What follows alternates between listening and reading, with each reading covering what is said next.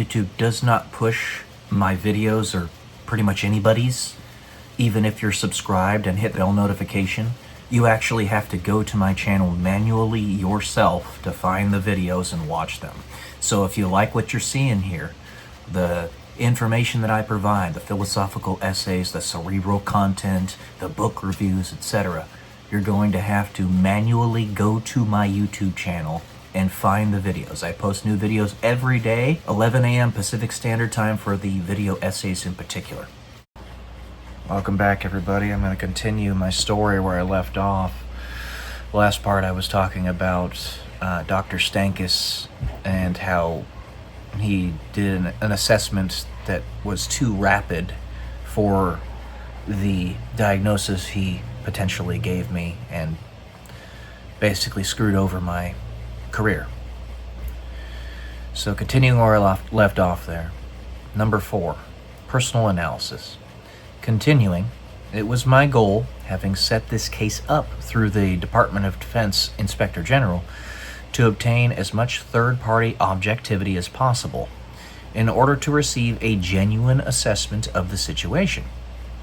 Nevertheless, the case was sent from the DoD, Department of Defense, to the Air Force IG, Inspector General, then to Air Combat Command, which is ACC, and then down to the 55th Wing. From that point, it went to the 55th Operational Group's Medical Center office, essentially going directly where it was not intended to go. It went right back to where I... Basically, they were the ones that were determining if they were doing something wrong or not. I am so tired of this. I really am. I still don't know why I'm here. Continuing on the video that you guys saw yesterday, I'm so capable, and yet I'm being used for nothing.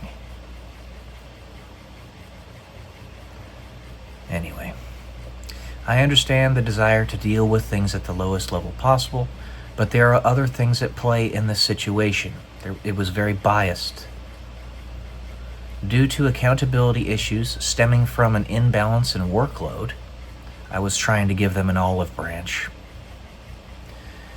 It would make sense to sweep this under the rug, potentially damning information. A, that information can lead to particular members in positions of leadership getting in trouble. B, it is only a single member that is affected.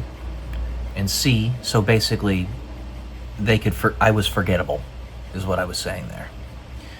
Because I was just one person, one cog in the machine, and it didn't matter if I was to be thrown in the trash or not, as far as they were concerned. C, those particular members in positions of leadership are no longer able to meet the demands of their jobs, thus leading to an even greater manning shortage. So those were the 3 reasons why it should have been sent up to a higher level, and why I sent it up to a higher level. And they still sent it right back. But once more, this is a greater issue, perhaps a systemic one. I was still trying to figure out why this was happening, because to say that it was anything outside of these possibilities was quote-unquote conspiracy theory. But no, they were in fact doing this to me, singling me out for reasons that I know why they were doing it. I know why they are doing it. I know why I face the enemies that I face. But even now, so few people believe what's actually happening. So I have to give all the evidence that I possibly can. And that's what this entire documentation of my story is. And I've missed tons of stuff, but this is the best I can do because I'm just one guy and I've been doing it all on my own. Aside from the guy upstairs, he's been keeping me alive. But you get my point. As described earlier, this issue may stem from workloads of particular members being highly imbalanced. Attachment 5A. Again, me trying to provide an olive branch. There could be any number of reasons for this. Not the least of which, in terms of probability, however, would be that members may be trying to attain better accolades for a session of their careers. In other words, they're trying to make themselves look good on their performance reports. Paper pushers. But perhaps the most important point is the issue of accountability. Leaders in the Air Force, as it stands, may lack a desire to dole out responsibilities due to a lack of trust in lower leadership to actually follow through on what is required. This is just a bad system, if this is the case. This, while better reflected in specific members' OPRs, officer performance reports, or other accession documents, is oftentimes reflected upon upper leadership instead, causing a certain fear of tearing the scab off the wound, if you will. They were trying really hard to sweep me under the rug, to treat me like I was expendable. Just bad, bad people. This has to stop at some point. It has to. If it doesn't, then I do not serve a purpose here. If, say I'm an alien, I don't know, let's just say that hypothetically, from another world, from another planet, from another dimension or time, what have you. And the reason I'm being kept secret is because there's enemies behind the scenes that would kill me if I were well known. If it remains this way my whole life, then I might as well have not even come, is what I'm trying to say. You know? I'm going to tell you straight up, that's what it is. Okay? But you're not going to believe me. So I can say it because you won't believe me. Sure. I am saying this from the perspective of understanding that. And I'm telling you, if this never changes, even at this point in my life, there's no point in me being here. I'm going past my prime. What am I doing? What are you guys doing? And this is not an attack on all those beautiful people out there that I know are pushing everything they've got to fix this. I love them deeply, and I'm eternally grateful for it. But there's just not enough of you. There are too many enemies.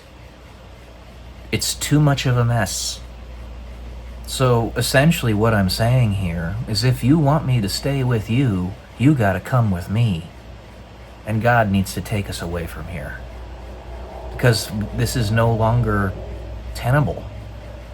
We're making a case for our eviction from Earth, or the enemy's eviction and we get to stay here, I don't know, whatever. And that case has been made. The only thing that's keeping this whole process going is that I'm still alive. We can't keep this up anymore. It has to stop. It has to. I have made it very clear that I can go for infinity. I can do this for the rest of my life, up until the age of 100 or whatever. I'm just trying to tell you I don't want to. I want to be able to succeed. I'm being wasted. Okay? I want you guys to understand that. I'm a very capable person that's being thrown in the trash. And any time I try to get to a higher level, I'm punched back down to be essentially a slave, treated like a second-class citizen. I'm tired of it. So continuing.